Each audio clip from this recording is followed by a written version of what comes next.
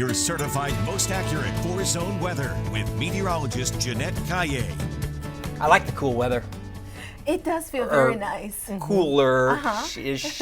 Well, it stays cool in the morning, and then you can feel the heat again. Oh, yes. You get a little something for everyone. It's Neapolitan. And that's fall around here, Yeah. where we have the cool mornings and then it gets hot in the afternoon. Right. Started Friday morning and then continued through the weekend. And here we go Monday morning with 60s, so with us once again. Take it. And now this pattern's going to stay with us through the rest of the week. Each morning we'll have temperatures in the 60s for the most part. Some spots low 70s, other spots upper 50s.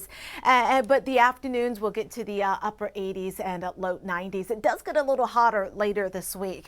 Here's your Monday forecast. So we're going to see a mix of sun and clouds for the first part of the day, and then the cloud cover does move in this afternoon, and because of the clouds we may stay just below 90 degrees. It is going to be cloudy all day in our western zone. In fact, let's check out your forecast across the other three zones.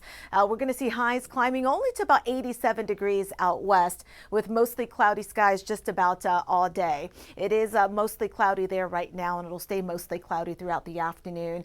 Temperatures, well, mid 70s by 10 out west, at 1 p.m. 84, and then topping out at 87. Now, as far as the hill country, it is going to be partly cloudy this morning with mostly cloudy skies for the rest of the day. Temperatures will go from the upper 50s at 7 a.m. to the mid 80s this afternoon. And then across the east, in our eastern zone, it is going to be mostly clear there this morning, with then temperatures climbing to the low 90s this afternoon. That's where there will be more sunshine.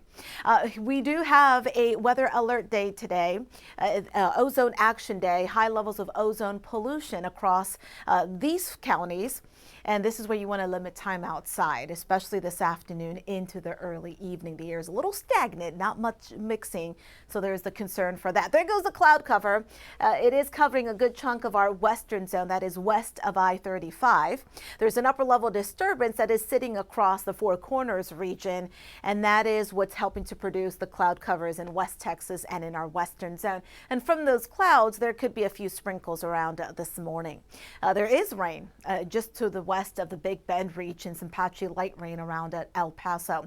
There is rain that's approaching the southeast coast that is associated with Imelda, which, by the way, Imelda and Humberto will stay away from the U.S. and, of course, not coming towards the Gulf. But there is an upper level disturbance, a non-tropical low that looks to move towards the north central Gulf by October 5th. However, that's not going to come this far west. That's because high pressure here will help to keep that feature off towards the east in the Gulf.